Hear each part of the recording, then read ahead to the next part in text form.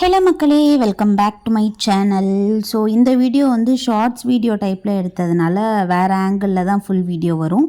So but still upload பண்ணலாம் அப்படிங்கிறதுனால இதையே நான் எடிட் பண்ணிட்டேன். ஸோ இது விநாயகர் சதுர்த்தியோட காலையில் வாசலை வந்து தண்ணி தொட்டு தெளிச்சுட்டு என்கிட்ட சாக் பீஸ் தான் இருந்தது, முகத்தூள் கிடையாது. அதனால சாக் பீஸ்லேயே கோலம் போட்டுட்டு ரோஜா பூ வச்சு கோலத்தை வந்து டெக்கரேட் பண்ணி முடிச்சாச்சு. அதுக்கப்புறம் இன்றைக்கி ஸ்பெஷலாக என்னெல்லாம் பண்ணியிருந்தேன் அப்படின்னா, சாம்பார் சாதம் பண்ணியிருந்தேன், சுண்டல் பண்ணியிருந்தேன், அப்புறம் கொழுக்கட்டை. இந்த கொழுக்கட்டை பண்ணுறது ரொம்பவே ஈஸி. எப்படின்னா, எந்த டம்ளரில் வந்து பச்சரிசி எடுக்கிறீங்களோ அதே டம்ளர் அளவுக்கு தண்ணி எடுத்து நீங்கள் ஊற வச்சிடணும் 1 மணி நேரம். பூர்ணத்துக்கு நிலக்கடலையை வறுத்து தோல் உரிச்சுக்கிட்டேன். அதே போல் பொட்டுக்கடலையை வந்து நல்லா அரைச்சி வச்சுக்கணும். சைமல்டேனியஸாக அதை ஆடுறதுக்குள்ளே நான் இங்கே என்ன பண்ணிட்டேன்னா, அருகம்பில் மாலை கட்டியாச்சு.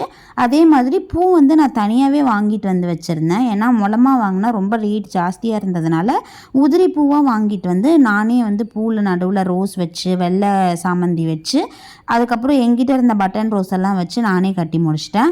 ஸோ தனித்தனியாக இருந்த பூவெல்லாம் என்ன பண்ணேன்னா, சாமி ஷெல்ஃபில் வந்து நிறைய சாமிங்க, விளக்கு, குட்டி குட்டி போஸ்டர் சாமிங்க எல்லாமே இருந்தது. அது எல்லாத்துக்குமே பூ வச்சதுக்கப்புறமா அருகம்புல் தனியாகவே வச்சுருந்தேன். சாமியில் இருந்த விநாயகருக்கு வந்து அருகம்புல்லையுமே வச்சுட்டு மஞ்சள் குங்குமம், விளக்கு, அது எல்லாத்துக்குமே மஞ்சள் குங்குமம் வச்சுட்டு நான் வந்து இந்த பக்கம் நாங்கள் வாங்கிட்டு வந்திருந்தோம் விநாயகர், அந்த விநாயகரை வந்து டெக்கரேட் பண்ண ஆரம்பித்தாச்சு. ஸோ விநாயகரை அழகாக கொண்டு வந்து வச்சுட்டு அதுக்கு வந்து பூ மாலை, அதுக்கப்புறமா வந்து வேஷ்டி துணி வச்சுட்டு அருகம்புல் மாலையும் வச்சுட்டு அந்த பால் வர மாதிரி ஒரு பூ இருக்கும் அந்த மாலையுமே போட்டு செவுத்தில் வந்து நான் இது வச்சுருந்தேன், செலோ டேப்பெல்லாம் ஒட்டி வச்சுருந்தேன். எதுக்காகன்னு கேட்டிங்கன்னா, தோரணம் வாங்கிட்டு வந்திருந்தேன். அதை எங்கிட்ட தொங்க விடுறதுக்கு ஸ்பேஸ் இல்லாததுனால செலோ டேப்பே ஒட்டி வச்சுருந்தேன். அந்த செலோ டேப்லேயே எல்லாத்தையுமே ஒட்டிட்டு பார்க்கவே ஒரு மாதிரி கம்ப்ளீட்டான லுக்கு மாதிரி இருந்தது. ஸோ கீழே துணி எம்டியாக இருந்த மாதிரி இருந்தது. என்கிட்ட எக்ஸ்ட்ராவாக சாமந்தி பூ, ரெட் ரோஸ், எல்லோ ரோஸ் இருந்தது. ஸோ அதை வச்சு சிம்பிளாக நீட்டாக அரேஞ்ச் பண்ணி முடிச்சாச்சு. மற்றபடி எக்ஸ்ட்ரா கிராண்டியராக பண்ணணுங்கிற மாதிரி எந்த ஐடியாவும் இல்லை. நம்ம வீட்டில் பண்ணுறது சிம்பிளாக இருந்தாலும் நீட்டாக இருக்கணுங்கிறதுக்காக இப்படி பண்ணி நம்ம விநாயகரை அழகாக சிங்காரித்து வச்சாச்சு. இதுக்கப்புறம் கொழுக்கட்டை செஞ்சு முடிச்சிடலாம் அப்படின்ட்டு வறுத்து வச்ச நிலக்கடலை, பொட்டுக்கடலை ரெண்டுத்தையுமே சேர்த்து ரொம்ப தூளாக அரைக்காமல் கொஞ்சம் கொரகொரப்பாக அரைச்சி எடுத்துக்கணும். அப்போ தான் வந்து சாப்பிட்றப்ப அந்த டேஸ்ட்டுக்கு நல்லாயிருக்கும், இல்லைனா மாவு மாதிரி ஆகிடும். அதுக்கப்புறம் என்ன பண்ணேன்னா, வெல்லம் வந்து துருவி எடுத்துக்கிட்டேன். அதே மாதிரி இதுக்கு வந்து வெல்லம் தேவைப்படுங்கிறதுனால அதே போல் இப்போ ஊற வச்சிருந்த அரிசியில் இருக்க தண்ணியை ஃபில்ட்ரு பண்ணி தனியாக வச்சிடணும். இப்போ இந்த அரிசியை மட்டும் மிக்சி ஜாரில் போட்டு நல்லா அரைச்சிக்கோங்க. அரைச்சிங்கன்னா நல்லா ஃபைன் பேஸ்ட்டாக ஆகணும். இதை கொரப்பாக அரைச்சிங்கன்னா வந்து கொழுக்கட்டையை சாப்பிட்றப்ப நல்லா இருக்காது.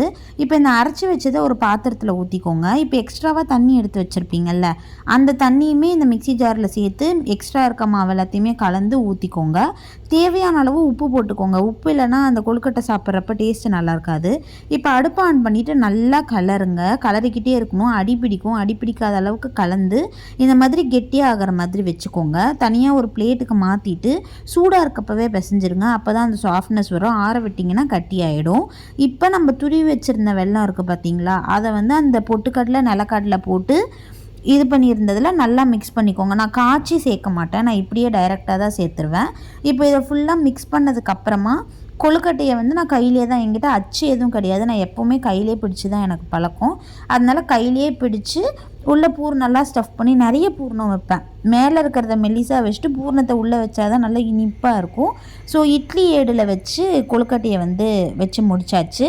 வெந்து வரப்போ பார்த்தீங்கன்னா அப்படியே அவ்வளோ சாஃப்ட்டு. ஆனால் கொஞ்சம்லாம் விரிசல் விட்டுருந்தது. பட் நம்ம தானே சாப்பிட்றோம், அதனால பிரச்சனை இல்லை. இங்கே வந்து தட்டில் பழம், நிறைய ஆப்பிள், மாதுளம்பழம், வாழைப்பழம் எல்லாமே இருந்தது. அது எல்லாத்தையுமே வச்சுட்டு சாமிக்கு வந்து எண்ணெயை ஊற்றி திரி போட்டு விளக்குமே பொருத்தியாச்சு.